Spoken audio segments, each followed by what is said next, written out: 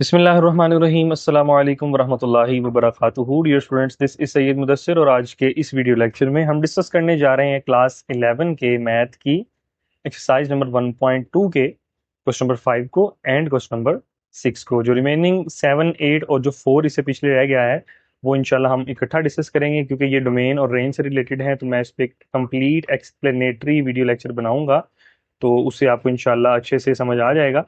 तो मैंने मुनासिब समझा कि पहले 5 और 6 को अपलोड किया जाए और देन नेक्स्ट डोमेन और रेंज पे मूव किया जाए। तो इंशाल्लाह नेक्स्ट वीडियो लेक्चर हमारा डोमेन और रेंज से रिलेटेड ही होगा। तो आइए डियर स्टूडेंट्स, इसको स्टार्ट करते हैं। सबसे पहले तो क्वेश्चन नंबर 5 को देखते हैं। हमें एक फंक्शन दिया हुआ है f of x that is equal to x cube minus a x square plus b x plus 1। और आपको कहा जा रहा है कि अगर एफ ऑफ 2 बराबर है -3 के और एफ ऑफ -1 बराबर है 0 के, आपने इसमें से ए और बी की वैल्यू फाइंड करनी है। Quite easy dear students. आइए इसको हम स्टार्ट करते हैं। तो लेक्चर को स्टार्ट करने से पहले डियर स्टूडेंट्स, अगर अभी तक आपने मेरे चैनल को सब्सक्राइब नहीं किया तो लाजमी सब्सक्राइब कर लें, ताकि हर आने वाली वीडियोस अब तक मिलती रहें। वीडियो अगर आपको पसंद आएगी तो उसको लाजमी लाइक कीजिएगा, दोस्तों के साथ लाजमी शेयर कीजिएगा। तो आइए डियर फ्रेंड्स, सबसे पहले तो क्वेश्चन नंबर 5 को स्टार्ट करते हैं। क्वेश्चन नंबर 5 मैंने ऑलरेडी लिख के रख लिया हुआ है। तो देखें, गिवन हमारे पास है जी f of x equals to x cube minus a x square plus b x plus 1।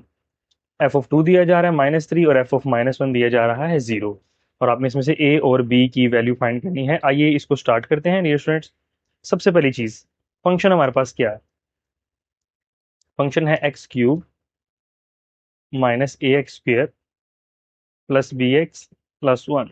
Okay, तो पहली चीज हमसे कहा जा रहा है कि एफ ऑफ 2 जो है वो -3 के बराबर है।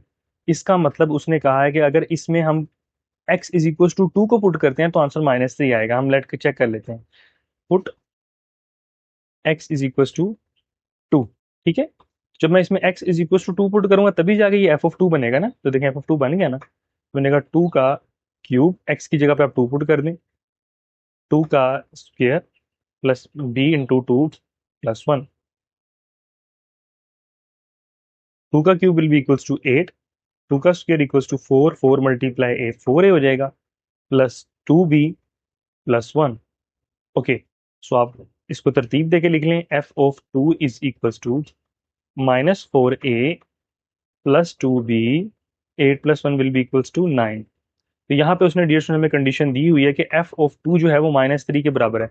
तो क्या मैं इस एफ ऑफ 2 की जगह पे -3 पुट कर सकता हूँ ना? बिल्कुल पुट कर सकता हूँ। इसका मतलब क्या हुआ? इसका मतलब हुआ कि -3 जो है वो बराबर है -4a प्लस 2b प्लस 9 के। ठीक है, क्योंकि एफ ऑफ 2 उसने कहा था, कंडीशन थी ना -3 के बराबर है। तो 9 को उठा के उधर ले जाए आप। -3 -9 equals to -4a plus 2b। तो यहाँ पे आ जाएगा जी -4a, तरतीब दे लें आप इसको, प्लस 2b इक्वल्स टू -3 -9 -12। इसमें से हम -2 कॉमन निकाल लें। तो जब -2 कॉमन निकालूंगा पीछे बच जाएगा हमारे पास 2a minus b equals to -12। तो 2a माइनस बी को डियर स्टूडेंट्स आप रहने दें as it is. -12 as it is, ये मल्टीप्लाई में है, यहाँ जाके डिवाइड हो जाएगा। 2 6 जार 12, माइनस माइनस से कट जाएगा। तो इसका मतलब हमारे पास ये बन गया है 2a minus b equals to 6। ये बन गई डियर स्टूडेंट्स इक्वेशन नंबर 1। आए नेक्स्ट देखते हैं। हमारे पास नेक्स्ट उसने क्या कहा हुआ है, एफ ऑफ -1 भी फाइंड करना है। ठीक है, क्योंकि दो चीजें उसने दी हुई हैं, दोनों हम फाइंड करेंगे। तो यहाँ पे देखिएगा कि नाउ एफ ऑफ एक्स किसके इक्वल है? X cube minus a x square plus b x, ठीक है, और साथ प्लस 1। और हमसे कहा जा रहा है कि एफ ऑफ -1 अगर हम करेंगे तो आंसर कितना आएगा? 0। ओके, सो जी बिल्कुल ठीक है, ये हमारे पास आ गया एज इट इज। तो अब इसमें हम डियर स्टूडेंट्स एफ ऑफ -1 को पुट करते हैं और अपना आंसर निकालते हैं। पुट कर लें कि put x is equal to -1। तो जहां जहां पे एक्स है उधर आप -1 पुट कर दें। -1 का क्यूब माइनस ए इंटू -1 का square plus b into -1 plus 1। तो डियर स्टूडेंट्स एफ ऑफ -1 किसके इक्वल आ जाएगा? -1 का क्यूब करेंगे -1, -1 का स्क्वायर करेंगे, square is always positive, minus a minus b plus 1। तो जी ये -1 इसके साथ कट जाएगा। तो एफ ऑफ -1 किसके इक्वल है? वो 0 के इक्वल है। तो 0 is equal to -a minus B.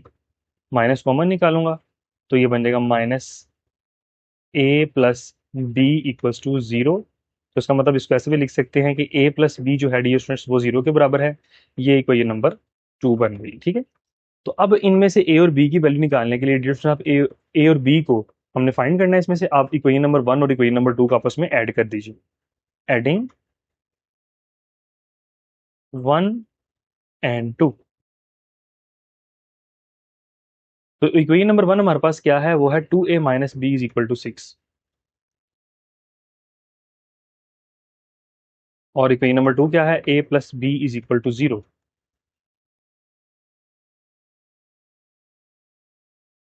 B से कट जाएगा, 2a में a ऐड करेंगे, the answer will be 3a। 6 plus 0 is equal to 6। 6 as it is, 3 divide हो जाएगा, so a will be equals to 2। तो a का तो answer आ गया डियर स्टूडेंट्स हमारे पास, ठीक है। नेक्स्ट आपने b का आंसर फाइंड करना है, तो आप इस a की वैल्यू को इक्वेशन 1 में लगा दें या इक्वेशन 2 में लगा दें, आपकी मर्जी है, दोनों में आप किसी में पुट करेंगे ना तो आपका आंसर आ जाएगा। तो मैं इक्वेशन नंबर 2 को ले रहा हूँ क्योंकि थोड़ी सी ईजी लग रही है वो, फ्रॉम इक्वेशन नंबर 2। तो a plus b is equals to 0। अब यहाँ पे a की जगह पे आप a की वैल्यू पुट कर दें, यानी 2 plus b is equal to 0। तो इसमें से b का आंसर डियर स्टूडेंट्स आ जाएगा -2। तो ये डियर स्टूडेंट्स आपका आंसर आ गया है, a का भी आंसर आ गया है, b का भी आंसर आ गया। जो हमारी रिक्वायरमेंट थी वो कंप्लीट हो गई है। तो उम्मीद है कि आपको ये समझ आ गया है। अगर फिर भी कोई मसला हो मुझसे पूछ लीजिएगा। तो आइए इसके हम नेक्स्ट क्वेश्चन नंबर 6 की जाने मूव करते हैं। क्वेश्चन नंबर 6 में हमसे क्या कहा जा रहा है, मैं लिखता हूँ और फिर देन नेक्स्ट आपको बताता हूँ। तो देखें डियर स्टूडेंट्स, क्वेश्चन नंबर 6 है कि a stone falls from a height of 60 meter. एक स्टोन है जो 60 मीटर की हाइट से गिरता है on the ground. The height after the height h after x second, यानी एक्स सेकेंड के बाद उसकी हाइट गिवन की जा रही है एक फंक्शन से। यानी अगर एक बात किया जाए कि एक स्टोन है, इसकी जो हाइट है ना ज़मीन से, ये ज़मीन लेट सपोज कर लें आप, इसकी हाइट जो है वो 60 मीटर है, ठीक है, 60 मीटर। और इसको अगर हम फंक्शन के साथ करें तो ये है हमारे पास function f of h of x, sorry height का फंक्शन दिया जा रहा है, वो है 40 माइनस 10 x स्क्र, ठीक है, ये उसको दिया हुआ है। अब वो आपसे कह रहा है कि after x second is approximately is given by this. आपने इसकी हाइट फाइंड करनी कि 1 सेकंड बाद। देखिए अब 1 सेकंड बाद पत्थर थोड़ा सा नीचे आएगा, थोड़ा सा और टाइम गुजरेगा तो और नीचे आएगा, और गुजरेगा तो और नीचे आएगा, तो एक टाइम आगे गिर जाएगा आगे। तो यही उसने कहा कि 1 सेकंड बाद उसकी हाइट कितनी होगी, 1.5 बाद कितनी होगी, और 1.7 बाद कितनी होगी, बारी बारी हमने फाइंड करना है। और पार्ट नंबर 2 में कह रहा है जी when the stone strike the ground, ये भी हम फाइंड कर लेते हैं। गिवन हमारे पास क्या है, h of x is equal to 40 minus 10 x square, ठीक है। अब आप ऐसा करें कि आप सबसे पहले ए पार्ट कर लें, put x is equal to 1, x की जगह पे 1 पुट कर दें। H of 1 equal to 40 minus 10 into 1 का square. So h of 1 will be equal to 40 minus 1 का स्क्वायर 1, 1 मल्टीप्लाई 10 10। तो एच ऑफ 1 कितना आ गया, यानी 1 सेकंड बाद स्टोन की जो हाइट होगी वो होगी 30 मीटर, ठीक है। ये तो हमने निकाली, यानी 60 मीटर से 1 सेकंड बाद वो 30 मीटर उसकी हाइट हो जाएगी, ठीक। नेक्स्ट हमें क्या कहा जाए, हम पुट करते हैं बी पार्ट, 1.5 सेकंड बाद कितनी होगी, तो पुट कर दें x इज इक्वल टू 1.5। तो h of 1.5 equals to 40 minus 10 into 1.5 का स्क्वायर।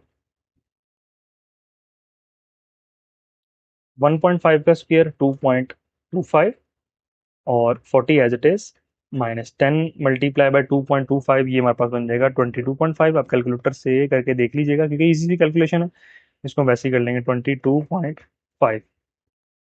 तो इसको आप माइनस करें h ऑफ 1.5 को, तो ये बन जाएगा हमारे पास 17.5 मीटर। नेक्स्ट आपने इसमें से फाइंड करना है कि 1.7 सेकंड बाद उसकी हाइट कितनी होगी, वो भी फाइंड कर लेते हैं।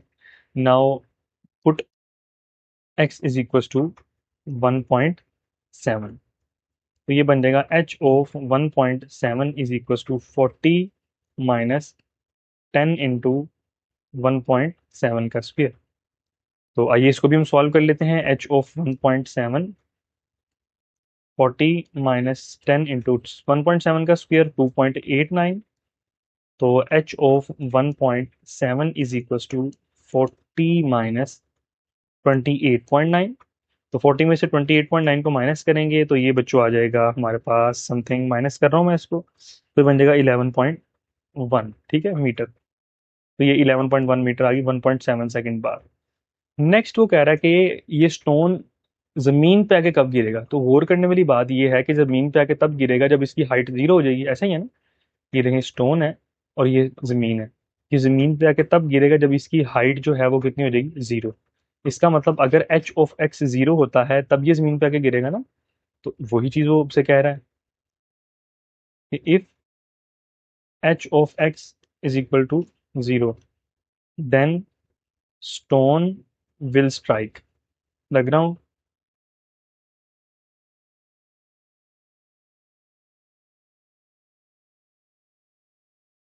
तो इसका मतलब हमारे पास था h of x is equal to 40 minus 10x²। अब आप पुट कर दें इस एच ऑफ एक्स को 0 कर देना, तो ये बन जाएगा 40 माइनस 10x² इक्वल्स टू 0। ठीक है, तो 10x² को उठा के उधर ले जाएं क्योंकि माइनस में है, प्लस में कर दें। 40 is equals to 10x²। 40/10 equals to x²। x² is equals to 40 को 10 पे डिवाइड कराएं, आ जाएगा 4। दोनों तरफ आप स्क्वायर रूट ले लें तो x का आंसर आ जाएगा +-2। हम सिर्फ प्लस में लेंगे क्योंकि हमारे पास टाइम जो है वो माइनस में नहीं हो सकता, तो x इज इक्वल्स टू 2। यहाँ पे x is not equals to -2 क्योंकि टाइम कभी भी माइनस में नहीं होता। ठीक है, ये चीज़ आप जानते हैं। तो इसका मतलब हमारे पास जो आंसर आएगा वो होगा x is equals to 2 seconds, यानी 2 सेकेंड्स बाद वो पत्थर जो है वो नीचे आके गिर जाएगा। तो ये डियर स्टूडेंट्स आपका आज का लेक्चर कंप्लीट हो जाता है। उम्मीद करता हूँ कि आपको समझ आ गया है। अगर आपको फिर भी कोई किसी किस्म का सवाल हो तो मुझे कमेंट सेक्शन के थ्रू पूछ सकते हैं। और वीडियो अगर आपको पसंद आई है तो उसको लाजमी लाइक कीजिएगा, दोस्तों के साथ शेयर कीजिएगा और कमेंट में अपनी राय का इज़हार कीजिएगा। तब तक के लिए मुझे इजाज़त दीजिए, अपना ख्याल रखिएगा। अस्सलामु अलैकुम वरहमतुल्लाहि वबरकातुहू।